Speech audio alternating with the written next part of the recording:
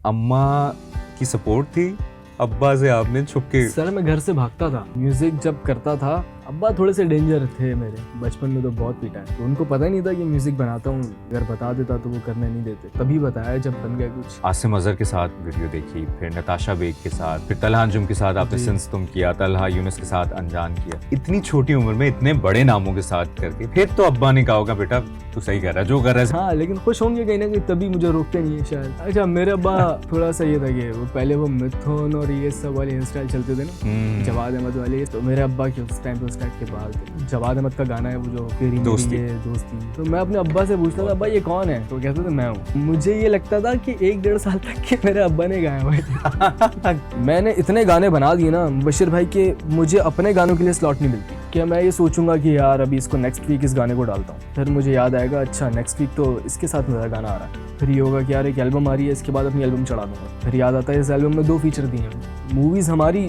बढ़ कहाँ रही हैं आगे, मुझे समझ नहीं आती क्यों हुमायूं सईद आज तक लीड रोल में आ रहे हैं। सॉरी भाई मुझे नहीं पता, मैं उनसे कनेक्ट नहीं कर पा रहा। मैं जेंजी हूँ ना, मैं 26 साल का लड़का हूँ, मैं 50 साल के बंदे को लीड पे देखूंगा तो मुझे बड़ा अजीब लगेगा, उनसे कनेक्ट ही नहीं कर पाऊंगा मैं। मोनोपोली लगती है, पता नहीं क्यों, मैंने कभी जबकि काम नहीं किया, लेकिन कहीं ना कहीं थोड़ा सा ये एंगल है यहाँ पे।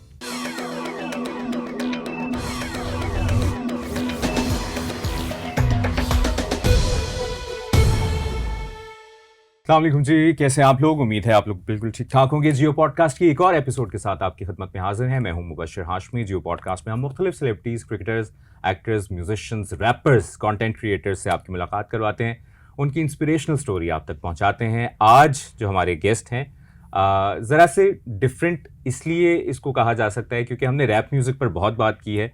तलहा अंजुम हमारे पास आए थे, जो कि आए थे, जिन्होंने हम हमारे से रैप म्यूज़िक पर तफसील से बात की, रैप म्यूज़िक के फ्यूचर पर बात की।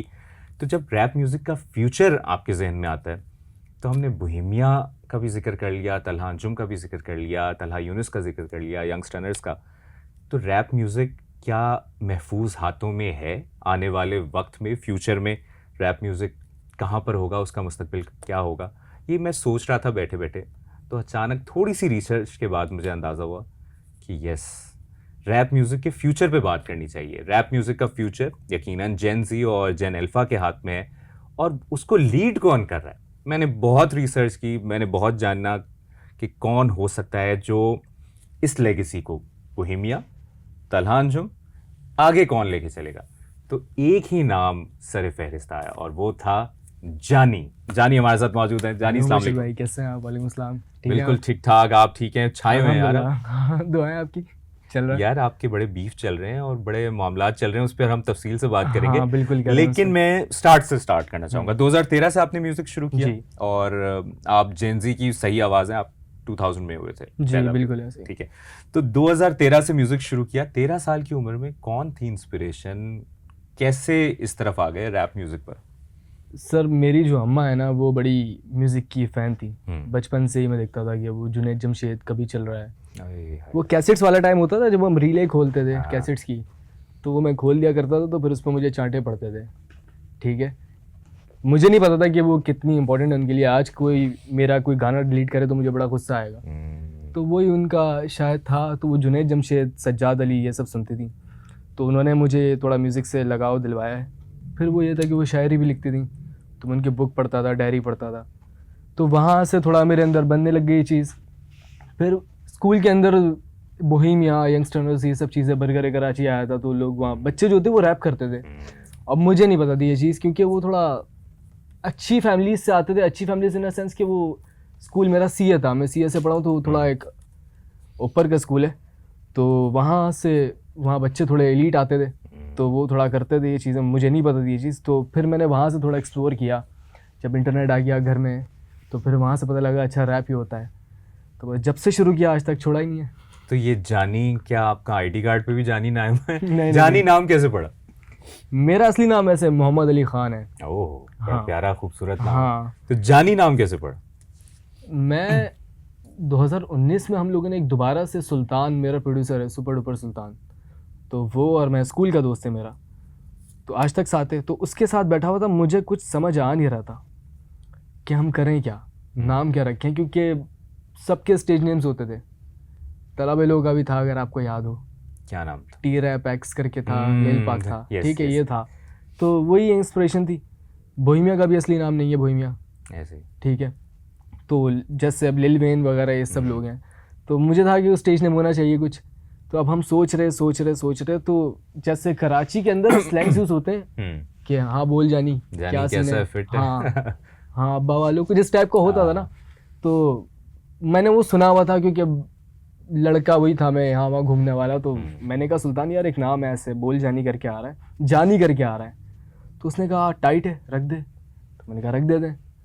तो उसने वो रख दिया। अब यूज़र नेम के ऊपर बात आई तो मैंने कहा यार स्लैंग होता है बोल जानी, मैंने कहा ये डाल देते हैं। कह रहा डाल दे, अच्छा लग रहा है। अब मैंने वो डाल दिया, वो जानी से बोल जानी हो गया।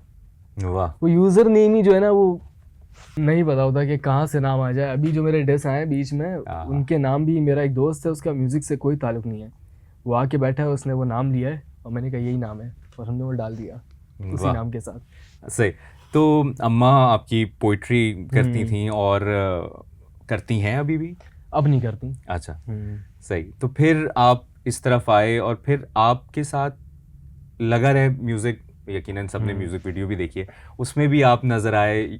बहुत छोटे थे उस वक्त। बिल्कुल। और कितनी 2 साल 4 साल पुरानी, कोविड के दौर की 4 साल पुरानी है वो। हाँ। तो वो कैसे तलहा अंजुम वगैरह से आप लोगों का क्या कैसे कनेक्शन बना और फिर उनकी वीडियोस में आने का कैसे ख्याल आया? मेरे जो गाने थे वो सुल्तान मेरे सोशल सारे पहले से चलाता था, तो वो सबको भेज दिया करता था, टीए को, टीवाई को, जो के भाई को, इन सबको, JJ47 को, सबको भेजता था। तो एक दिन टीवाई का रिप्लाई आ गया, टीए का भी आया, तो इनसे वहाँ बात होना शुरू हुई है। तो अब जहाँ तक म्यूज़िक वीडियो की बात है ब्रो, वो तो समझे कि मुझे नहीं पता कैसे हुआ, लेकिन मुझे असल में एक्चुअल में बिल्कुल याद ही नहीं है कि वो किस तरीके से मैं वहाँ पहुँचा हूँ। लेकिन बस ये था कि मेरे लिए एक बहुत बड़ी बात थी कि मैं छोटा था, और प्लस ये कि अगर मैं स्मॉल टीवाई का रोल कर रहा हूँ तो मेरे लिए तो बहुत बड़ी बात है। तो ये था।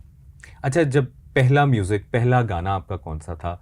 और यकीनन पहला गाना आपके साथ, आपकी एल्बम भी माशाल्लाह जो डेब्यू एल्बम है उसका नाम भी नॉस्टैल्जिया है। तो आपसे बात करके मुझे भी आपने कैसेट्स का जिक्र किया ना? वो बेसिकली वो लॉस्टैल्जिया है। अच्छा, वो वर्ड प्ले के वो नॉस्टैल्जिया होता है, लेकिन हमने वो लॉस्ट करके उसको लॉस्टैल्जिया कर दिया। वाह, इसकी भी कहानी सुनेंगे, क्या वजह थी? जब पहला म्यूजिक बनाया, पहला गाना बनाया, किसको सुनाया, कौन सा था वो गाना, कितने लाइक्स आए, कितने व्यूज आए, ये यादें रह जाती है ना? हाँ।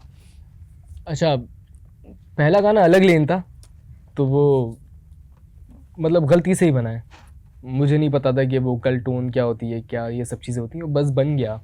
वो गलती से हुआ, उसने ट्यूनर लगाया, उस पर वो अच्छा लगा तो हमने गाना डाल दिया, सुल्तान और मैंने। पहले दिन 500 व्यूज़ आए थे और मैं सुल्तान की गेट पे सुल्तान से गले मिलने आया था।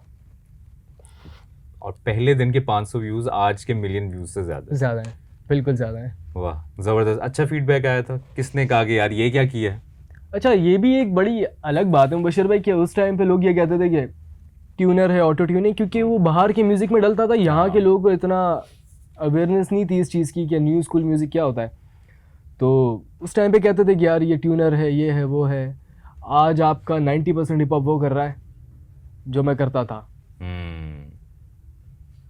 सही। कि वो आज सब R&B पे आ गए। तो अब तक कितने गाने बना लिए? कौन सा सुपर हिट हुआ? कभी नहीं तो 8 मिलियन प्लस व्यूज़ हैं, और मैं चाहूँगा इसी वक्त इस पॉडकास्ट को पॉज करें और एक दफ़ा कभी नहीं सुने और फिर वापस आए 4-5 मिनट के बाद। कभी नहीं बहुत प्यारा सॉन्ग है और वो उसकी भी कहानी बताएं, और फिर कभी नहीं आपका कौन सा, कितनी देर बाद ये सॉन्ग बना? एक अमीम हक होते हैं। हाँ, अमीम भाई तो हमारे बड़े जानते हैं आप अमीम भाई को? कौन नहीं जानता? अमीम भाई को कौन नहीं जानता? वो स्टार मेकर है, किंग मेकर है। अमीम भाई किंग मेकर है। तो मैं स्टूडियो में था, उसी दिन ये गाना रिकॉर्ड किया मैंने यूट्यूब की बीट पे। तो अमीम भाई का टेक्स्ट आता है, यार गाना चाहिए आपसे एक। मैंने कहा ठीक है अमीम भाई। मैंने ये गाना इनको आधे घंटे में भेज दिया। मैंने कहा ये अमीम भाई ये ले बना हुआ है। तो अमीम भाई का ये कहना था कि यार इसके अंदर वो बात नहीं है जो हसल जारी में थी। हसल जारी मेरा एक पुराना गाना था, कह रहे वो बात नहीं है इसमें। मैंने कहा अमीम भाई मेरी म्यूजिकलिटी पे अगर आपको शक है तो फिर रहने दें, और अगर यकीन है तो फिर ये ले जाएं। ओए ओए ओए, मैंने बड़ा कहा। हाँ, बड़ा अजीब लगा मुझे बाद में बोल के, ये मैं डायलॉग मारा है मैंने बड़ा एक अलग सा। मैंने कहा ये ले जाएं आप। तो कह रहे ठीक है। तो फिर वो पेपर वर्क वगैरह सब चीज़ें हुई, वो गाना ले लिया उन्होंने। तो फिर हमने उसकी, अब्दुल वली बलोच ने उसकी म्यूज़िक वीडियो की है। तो फिर वो गाना जब निकला वो चल गया। मेरा ख्याल से सोलो पे सबसे बड़ा गाना है वो। 8.6 मिलियन है, 8.5 मिलियन है, मुझे याद नहीं है। सुना देंगे थोड़ा सा अगर। तो अब अपना अपना सा लगता है, तो जल्दी बस्ती का रास्ता है, तुझे डूबने को खौफ आता है, तो वो मकान है जो थोड़ा खस्ता है, मैं नाम लूँ तेरा तो ये दिल बाग बाग है, हाँ तुझे मांगा नहीं इबादतों में जाग जाग के। क्या बात है, क्या बात है, बहुत प्यारा गाना है। और मैंने बड़े देर बाद एक्सप्लोर किया इस गाने को और अब मेरी ये प्लेलिस्ट में आ गया, तो आपको मुबारक हो, मेरी प्लेलिस्ट में आ गया। बड़ी बात है। अच्छा, तो इस दौरान आपकी सपोर्ट सिस्टम कौन रहा? और मैं देख रहा था कि आपके म्यूजिक में तलहा अंजुम का बहुत जिक्र होता है, और तलहा भाई ने ऑब्वियसली आप लोगों के बड़े हैं वो, और तलहा की म्यूजिक ने बहुत लोगों को इंस्पायर किया। तो इस स्टोरी के बारे में बताएं, और फिर वो वाली स्टोरी जो आपकी बड़ी एक वायरल हुई जो आपने। अच्छा, एक दफ़ा का ये वाक़या है कि JJ47 जे सर, सही, मैं उनका बहुत बड़ा फ़ैन हूँ। अगर उनका दुनिया में एक ही फ़ैन है तो मैं ही हूँगा। तो JJ47 ने मेरा गाना सुनाया था TY को, और TY ने जे सर को गाना सुनाया था सैविज का, जो कि लगर की वीडियो में एक हैं, वो भी रैपर हैं। तो उनका गाना सुनाया था। तो ये सीन हुआ था, वो मतलब उन्होंने शफल कर लिया था आपस में, एक दूसरे को नया म्यूज़िक सुना के। वाह। तो बाकी सपोर्ट सिस्टम पे ये कि मेरी जो अम्मा है ना, मेरी लाइफ में उनका बहुत बड़ा पार्ट है। कि मेरी अम्मा ने मुझे बड़ा, मतलब अगर मेरे बैक पे कोई एक बंदा, एक इंसान था तो मेरी अम्मा थी घर से। उनका यकीन था उनको शायद मुझ पे कि हाँ कर लेगा शायद। तो ये था। अभी भी मतलब मैं ऐसे लिखता हूँ कि उस दिन में ऐसी बात से बात निकली है कि मैं एक दिन सो के उठा था और मैं सोच रहा था कि अपनी अम्मा के बारे में सोच रहा था कि मतलब उनकी एज का सोच रहा था बैठ के कुछ ना, कि यार वो मतलब बचपन में हमने उनको बड़ा जवान देखा है, ठीक है, माशाल्लाह खूबसूरत थी, अब वो एज वाइज अब वो 50 की हो गई है माशाल्लाह से। तो उनकी वो कैसे कैसे एज जा रही है। हाँ, तो उसी रात फिर मैं स्टूडियो गया। तो मैं गाना लिख रहा था, मेरा कॉफ़ी शॉप गाना है। तो मतलब मेरे माइंड में ऐसी 4 लाइनें आई उनको लेके ना, कि अब तू घबराए झेलने नहीं और ये सितम, जैसे उतर गए तेरी सारी दीवारों के जंग, जैसे खा रहा हो तेरे सारे जेवरों को जंग, जैसे छीन लिए किसी ने उस मोरनी के पंख, you stick it out till the end, bore हो गई हो तुम, ख्याल क्यों नहीं रखती हो, कमज़ोर हो गई हो, तो मैं कैसे छोड़ूं पतंग की कोई डोर हो गई हो, ले गई हो सकून दिल की चोर हो गई हो। यार बहुत प्यारा, बहुत तो ये मतलब ऐसी चीज़ें आती हैं कभी माइंड में ना। क्या क्या रिएक्शन था अम्मा का जब ये सुनाया? अच्छा, उनको नहीं पता। अच्छा, काफ़ी लोगों को ये नहीं पता कि ये मैंने अपनी अम्मा पे लिखा है। ये तो मेरे ख्याल से आज बताऊंगा। वाह, बहुत। तो हर चीज़ लड़की पे नहीं होती। वाह। हाँ, कभी अम्मा पे भी लिख देते हैं। वाह वाह, बड़ी बड़ी खूबसूरत आपने अम्मा से रिलेटेड बात बताई है, लेकिन बड़ी ज्यादती हो जाएगी अगर अब्बा का भी जिक्र ना हो। हाँ बिल्कुल। तो हमारे सोर्सेज ने बताया कि अब्बा ने बहुत अरसे तक आपको ये शो करवाते रहे कि जवाद अहमद जैसा उनका लुक था, वो फैशन फ्रीक थे। हाँ। तो कि जवाद अहमद वो हैं। अच्छा, मेरे अब्बा थोड़ा सा ये था कि वो पहले वो मिथुन और ये सब वाले हेयर स्टाइल चलते थे ना, जवाद अहमद वाले, ये सब एक ही लीक के हैं। तो मेरे अब्बा के उस टाइम पे उस टाइप के बाल थे। तो सुबह 8 बजे मैं जाता था स्कूल ना, तो वो जवाद अहमद का गाना है वो जो फौज पे बना हुआ है, तेरी मेरी ये दोस्ती रहे ता कयामत, तो मुझे वीडियो याद है उसकी आज तक। तो मैं अपने अब्बा से पूछता था, अब्बा ये कौन है? तो वो कहते थे मैं हूँ। तो मुझे ये लगता था कि 1-1.5 साल तक के मेरे अब्बा ने गाया हुआ है। क्यूट यार। उनको था वैसे म्यूजिक से इंटरेस्ट था या फैशन? नहीं, मेरे अब्बा को म्यूजिक का तब पता लगा जब मुझे लोग जानने लग गए थे। अच्छा। हाँ जी।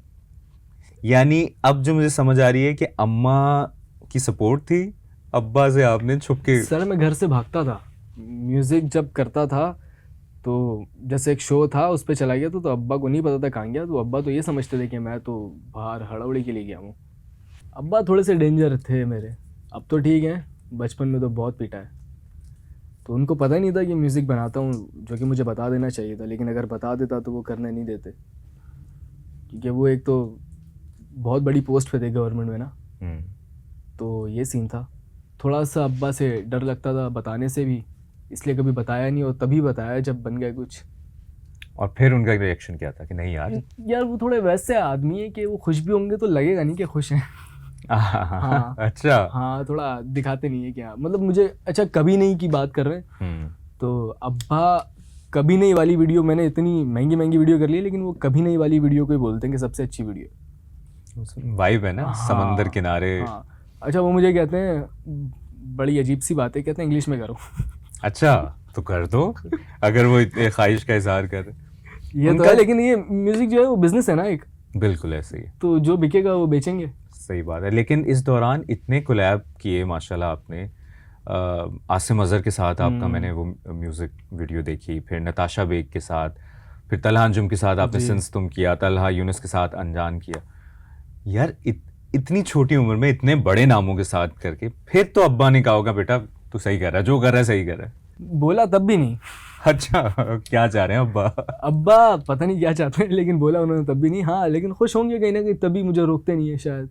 एक तो पिछली एल्बम के बारे में बताएं, अगली एल्बम कब आ रही है, पिछली एल्बम का रिस्पांस क्या आया? पिछली एल्बम जब मैंने डाली थी ना, तब इतने लेबल्स वगैरह थे नहीं, तो कोई मार्केटिंग नहीं थी, कुछ नहीं थी। मतलब ऐसा था कि खुद से उठाई और डाल दी एल्बम, और वो बहुत फिट चली, बहुत फिट चली एल्बम। वो नॉस्टैल्जिया करके थी उसका नाम। तो अभी एक और एल्बम मैंने बनाई है, थोड़ी वो बड़ी है, ज़्यादा गाने हैं, 16 गाने हैं उसके।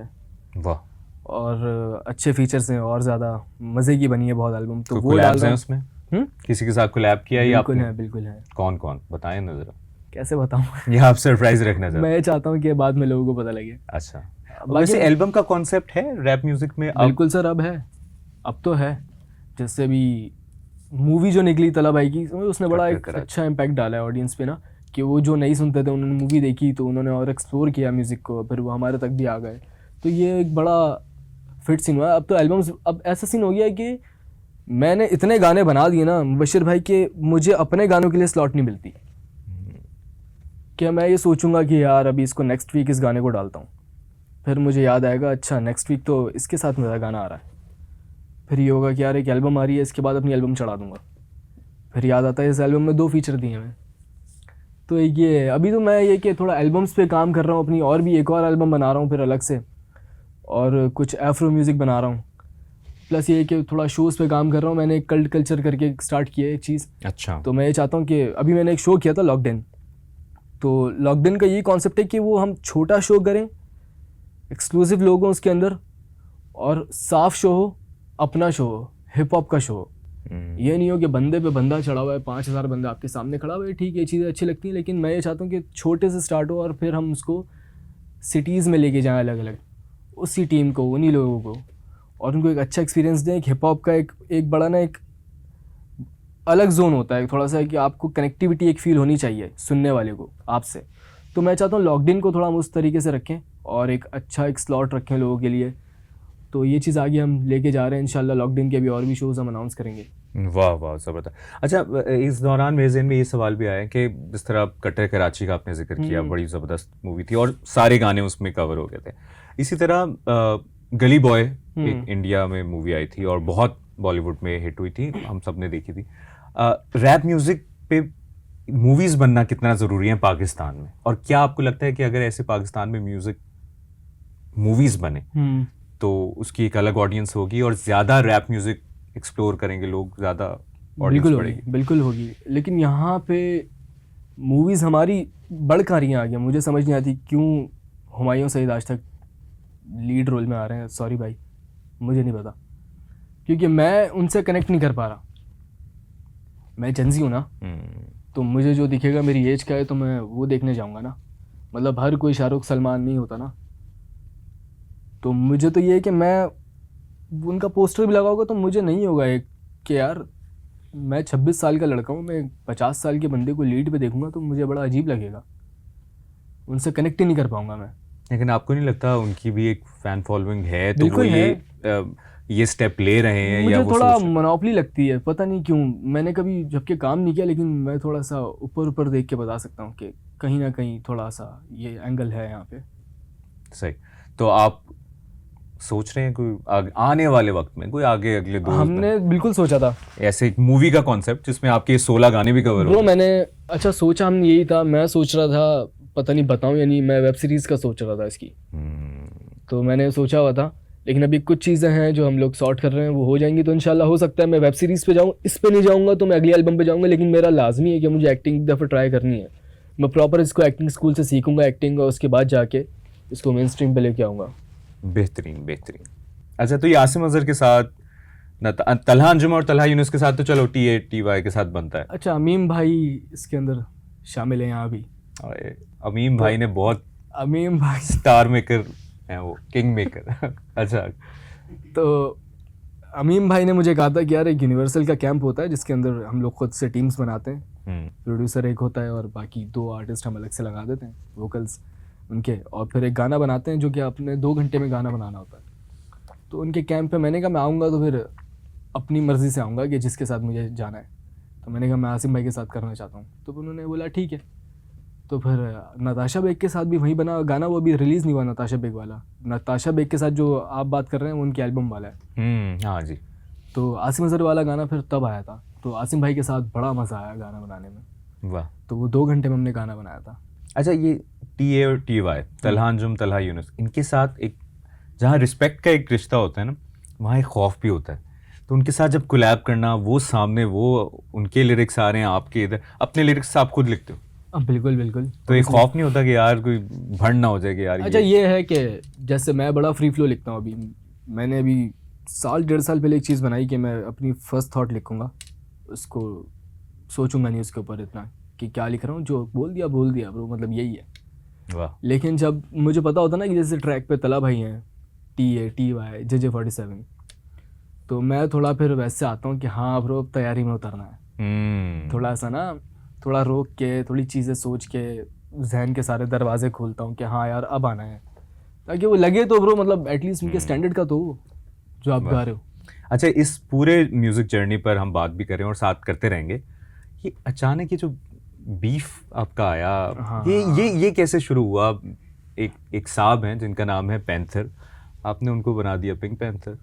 क्या हुआ, क्या था? उधर से शुरू हुआ, आपकी तरफ से हुआ, और फिर ये इतना वायरल हुआ? सर मुझे उनका थोड़ा चेहरा भी समझ नहीं आया था। हाँ। तो उन्होंने कोई गाली दी थी पाकिस्तान को लेके, उन्होंने गलत वर्ड यूज़ किया था जो मुझे अच्छा नहीं लगा।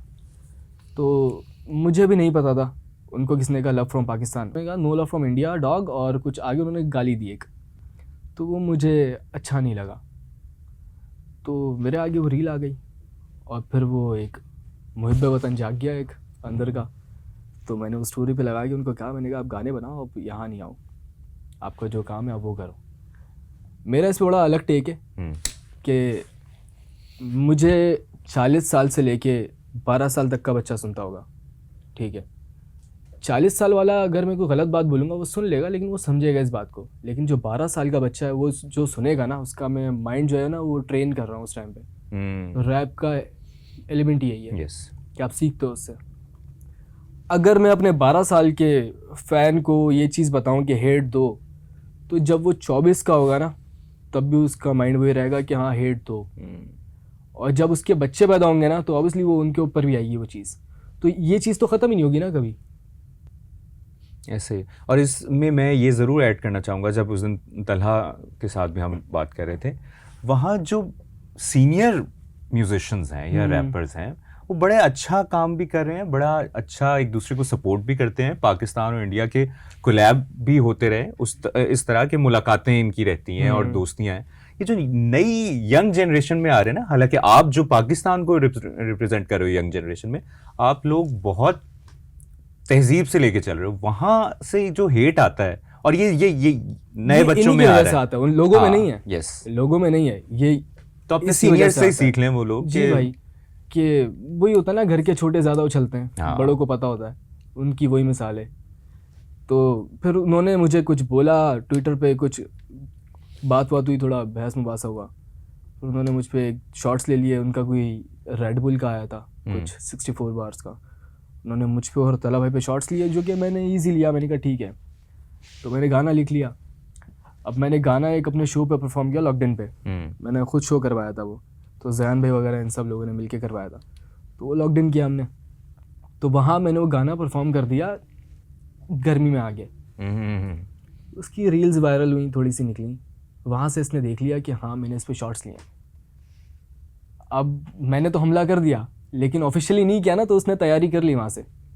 उसने वीडियो बनाई गाने की, 10 चीज़ें और की। मेरा एक गाना था नॉन चैलेंज, उसके बाद उसने एक गाना निकाला, उसके अंदर उसने अपने घर वालों को लेके आया और उसने कुछ गाली दी मुझे, कुछ इस टाइप का वर्ड बोला जो कि मैं यहाँ नहीं बोल सकता। फिर मैंने देखा उसको, और फिर इंडिया पाकिस्तान ने देखा क्या हुआ। फिर मेरे ख्याल से वो अब नहीं लाएगा कभी भी। नेजी ने किया था ना एक, ये मेरे ख्याल में ये कर देते हैं और फिर भुगतते हैं फिर। मुझे इंडिया से कोई मसला नहीं है, ठीक है, अच्छे लोग हैं, लोग कहीं के बुरे नहीं होते, उनको चलाने वाले बुरे होते हैं हमेशा। तो मुझे उनसे कोई मसला नहीं है, लोगों से कोई मसला नहीं है। और उनके वो जो समझते हैं कि मेरी स्ट्रीम्स आती हैं, तो भाई मैं हाथ जोड़ के कहता हूँ मुझे सुनना बंद कर दो आप वहाँ से, अगर आपको ऐसा लगता है कि मैं आपके बल पे जिंदा हूँ। सही बात है, ठीक है, तो मुझे फ़र्क भी नहीं पड़ता इन चीज़ से, क्योंकि अच्छा म्यूज़िक बनाओगे तो ब्रो कहीं से भी चलेगा। ऐसे ही है, ऐसे ही। वैसे इंडियन रैप को आप कोई सुनते हैं, फॉलो करते हैं?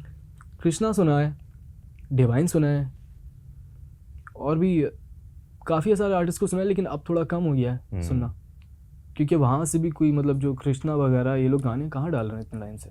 आगे चलते हैं जी। फ्यूचर कोलैबोरेशंस किसके साथ आ रही हैं, किसके साथ एक वो कहते हैं ना ड्रीमी कोलैब आप जहन में रखते हैं कि यार इसके साथ कोलैब हो तो फिर मजा आए?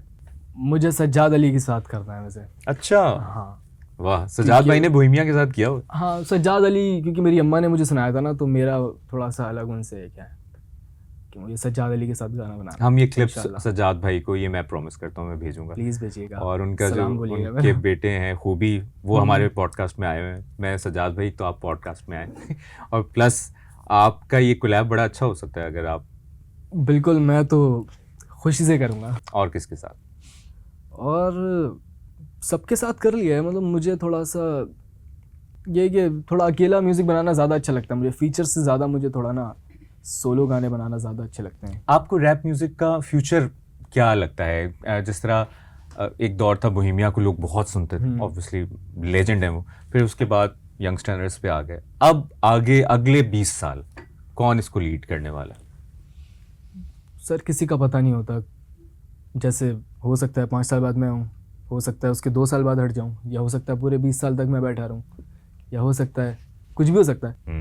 तो म्यूज़िक का तो ब्रो पता ही नहीं ना आपको, कि हो सकता है कि कोई एक बच्चा निकले, क्योंकि सबको जिस तरह हमारे कोक स्टूडियो की बात होती है ना, कोक स्टूडियो वर्ल्ड वाइड सुना जाता है, इंडिया में भी पाकिस्तान का कोक स्टूडियो ज़्यादा सुना जाता है, तो रैप में भी ऐसा ही है? पाकिस्तान के रैप म्यूज़िक को उस तरह फॉलो किया जा रहा है जिस तरह पाकिस्तान के ओवरऑल म्यूज़िक को फॉलो किया जा रहा है? पाकिस्तान का रैप म्यूज़िक जो है ना, उसकी एक बड़ी अलग से एक कल्ट ऑडियंस है, जो कि आज के लड़के वगैरह बहुत सुनते हैं। तो रैप म्यूज़िक की बिल्कुल एक अलग ऑडियंस है, और बाकी जो क्लासिकल है और ये सूफी म्यूज़िक है वो एक अलग ऑडियंस है। अच्छा, ये अब मैं एक मुश्किल सवाल है, माइंड बना लें। वो सवाल ये है कि आपका फेवरेट प्रोड्यूसर कौन है जिसके साथ आप काम करना चाहते हैं, काम करते हैं, या एक प्रोड्यूसर जो आपको बड़ा टफ टाइम देता है, यार इनके साथ दिल किया तो करूँगा वरना नहीं करूँगा? आप पर है, आप क्या जवाब देते हैं? अच्छा, मुझे सुल्तान मेरा क्योंकि बचपन का दोस्त है, और ये बात जोगे भाई और उमैर को भी पता है कि मैं उसी के साथ जाऊँगा, तो सुल्तान। और किसके साथ नहीं करना चाहेंगे यार, बस हो गया, बहुत अच्छा हो गया लेकिन दोबारा नहीं? ऐसा कोई भी नहीं है वैसे, मैं आपको बताऊं। अच्छा। मुझे बड़ा इजी लगता है काम करना, मुझे बस ये होता है कि मुझे बिठा दो प्रोड्यूसर के साथ और मैं चीज़ें देख के खुश होता रहूँगा, भले कुछ ना करूँ, तो ये है। अच्छा, अब यकीनन लोग कमेंट भी कर रहे होंगे इस वक्त कि यार कुछ रैप भी सुन लें साथ साथ, तो कोई 2 रैप आपने जो आपके मशहूर भी हुए और कुछ ऐसा जो नया आने वाला है वो भी जरा ऑडियंस के लिए एक्सक्लूसिव जियो पॉडकास्ट। मेरा एक गाना आ रहा है, दिन गुजरा, सुनाएं। ठीक है, तो मैं वो सुना देता हूँ। ट्रेस पास करे फीलिंग्स, डबल क्रॉस करे माइंड को, मैं जो सुनाऊँ अब हाल जो से वो कहते तुम इसी के लायक हो, मेरे जहन में चले तो रवा दवा, लेकिन कभी लगे मुझे खफा खफा, तुम्हें पढ़ के बैठा हूँ मैं सफ़ा सफ़ा, तभी आंखों से लगूँ मैं थका थका। वाह वाह। तो ये फिर मैं पूछूंगा, ये लिरिक्स जब आप लिखते हैं तो कोई आपके सामने कोई सिनेरियो बना होता है, या आपके जहन में होता है कि यार मैं इसको टारगेट करके बनाऊं, या जो जहन में आ रहा, आज एक मुश्किल दिन था, एक स्ट्रेस थी, आपने उस पर लिख दिया? अच्छा, मैं थोड़ी ना जैसे प्रोसेस क्या कुछ कहानियाँ पढ़ लेता हूँ, जैसे मैं अभी पढ़ रहा था मरीना एंड उले की एक कहानी है, तो बॉडी आर्ट करते थे वो दोनों ना, तो उन लोगों का ये था कि वो मिले आपस में, उन्होंने कहा कि the great wall of China जो है ना, उन्होंने ऐसे क्रॉस करनी है, एक उस कॉर्नर से यहाँ से, वो मिलेंगे, वो जहाँ मिलेंगे वहाँ शादी करेंगे। तो उनको परमिशन नहीं मिली वहाँ पे, और ये 1976 की बात है शायद, वो तब मिले थे। तो उनको जब परमिशन नहीं मिली तो उनको इतना प्यार हो गया एक दूसरे से, और प्यार हो के भी ख़त्म हो गया जब परमिशन मिली। लेकिन उन्होंने अपनी आर्ट को पीछे नहीं छोड़ा। उन्होंने कहा पहले शादी कर रहे थे, अब जब मिलेंगे तो हम अलग होंगे। क्या आप सोचें कि वो यहाँ से वहाँ तक दोनों अलग अलग आए, और जहाँ मिले वहाँ वो लोग अलग हो गए। तो अब मैं जब ये सोचता हूँ ना कभी, क्या है, जैसे अगर लड़का जो है जिसने छोड़ा होगा तो वो कितने भारी दिल से गया होगा वहाँ से। तो जब आप ये सोचोगे ना तो आपके दिमाग में खुद ही इतनी सारी बातें आ जाती हैं कि मतलब आप जब वो फीलिंग अपने अंदर लेके बैठोगे ना तो आप लिखने लग जाओगे। वाह, हाँ ये है। खूबसूरत। अच्छा जी, कुछ नाम आपके सामने रखेंगे और फिर आपने उनमें से कोई एक आगे चला जाएगा, कोई एक ठीक है, रह जाएगा। रेडी हैं आप? जी। शारे या उमर अंजुम? क्या बोलूं इसमें मैं, कोई एक फंसा दिया आपने। यही तो हमारा मकसद था आपको। शारे को पता है तो उमर अंजुम, शारे को पता है, इजी करा दूंगा उसको। शारे सुन लो। हाँ उसको पता है, मैं इजी करा दूंगा उसको। सही, उमर अंजुम। उमर अंजुम या अली मार के? उमर अंजुम। ओके, उमर अंजुम या रैप डीमन? Rap demon. अच्छा, अब मैं कुछ इंडियन रैपर्स भी डालूंगा, लेकिन आप साथ। रैप डीमन या Krishna? Rap demon. Rap demon या Divine? Rap demon. Rap demon या Seedhe Maut? Rap demon. Rap demon या बादशाह? तो कंपैरिजन ही नहीं है ना। अच्छा, रैप डीमन ही होगा। अच्छा, रैप डीमन या Raga? Rap demon. Rap demon या पैंथर? अस्तगफुरुल्लाह। अच्छा, रैप डीमन या mister Mani? Rap demon. Rap demon या, अब आएगा ना मजा, रैप डीमन या तलहा यूनुस? तलहा यूनुस। तलहा यूनुस या JJ47? तलहा यूनुस। तलहा यूनुस या तलहा अंजुम? मैंने 2 बार तलहा यूनुस बोल दिया, मेरे ख्याल से अब तलहा अंजुम। अरे वाह, तलहा अंजुम हम सबके फेवरेट, और तलहा यूनुस से भी हमारा उतना ही प्यार है, लेकिन तलहा हाँ अंजुम बिल्कुल। छाए में। एक आपका एक बड़ा वायरल हुआ था क्लिप, आपने वो पुलिस वाला वाक्य बताया था, तो उससे उस जैसा कोई वाक्य या वही अगर आप बताएं, क्या इंसिडेंट हुआ था और आपको रोक लिया पुलिस वालों ने? और अच्छा, मुझे वैसे याद भी नहीं है अब। हाँ। मैंने वो क्लिप भी इतने ज़माने पहले देखी थी, हाँ। और अभी भी अक्सर आ रही होती है तो मैं देखता नहीं हूँ। अच्छा, बचपन तो था वो। कोई ऐसा वाकया, कोई ऐसा इंसिडेंट, कोई भी जो वो यादगार बन गया हो उससे हट के, जो बड़ा फनी हो, बड़ा स्केरी हो, या स्टेज परफॉर्मेंस से रिलेटेड कोई ऐसी बात कि आप गए हो, स्टेज रेडी है लेकिन जी गला ही नहीं चल रहा, आज गला खराब हो गया, या कोई ऐसी चीज? सर एक दिन मैंने एक शो किया था, तो एक यूनिवर्सिटी का किया था, तो मैंने वो बुखार में किया था बहुत। भाई ये एक बात है, उसके अलावा मुझे कोई ऐसी बात याद नहीं आएगी। मतलब वो मजाक मजाक में कभी निकल जाती है, वैसे ऐसे को माइंड में रहती नहीं है बात। अब आप क्या सोचते हैं कि आने वाले वक्त में खुद को एज ए इंसान किस तरह इवॉल्व करना चाहते हैं आप? और इसी दौरान मैं ये भी चाहूँगा कि आप पैंथर के लिए भी कोई मैसेज देना चाहेंगे कि बस जो हो गया ख़त्म करें या आगे चलें, या कोई ये राइवलरी चल आना चाहते हैं? मैं पैंथर को यही कहूँगा कि इंसान बन जाओ बस, और बाकी नाम ठीक करो, बिल्कुल अगेंस्ट है आपके। सही है। बहुत बहुत शुक्रिया आपका जानी, आप आए, और यकीनन रैप म्यूज़िक को आप जिस तरह आगे लेके चल रहे हैं तो फ्यूचर आप लोगों के हाथ में, और आप रैप म्यूज़िक को बहुत ज़बरदस्त लेके चल रहे हैं, और कभी नहीं टाइप का एक और गाना भी मार्केट में आना चाहिए, क्योंकि कमाल था वो, और बाकी भी आप कमाल का म्यूज़िक करें। बहुत बहुत शुक्रिया आपका जानी की, आपने स्टोरी सुनी, और ये सफ़र वैसे तो बहुत पुराना इन्होंने शुरू किया हुआ है, लेकिन जब आहिस्ता आहिस्ता आप लाइमलाइट में आते हो, मंजर आम पे आते हो, और फिर जिस तरह के कोलैब कर रहे हैं वक्त के साथ साथ बड़े बड़े नामों के साथ, तो आई एम श्योर कि ये आगे चल के बहुत ज़्यादा नाम रोशन करेंगे, पाकिस्तान का भी, पाकिस्तानी रैप म्यूज़िक का भी, और हमारी बड़ी नेक दुआएं, नेक तमन्नाएं के लिए। अगली एपिसोड में आपकी मुलाकात किसी और इंस्पिरेशनल स्टोरी, इंस्पिरेशनल कैरेक्टर से करवाएंगे। तब तक के लिए इजाज़त दीजिए, अपना ख्याल रखिएगा, अल्लाह हाफ़िज़।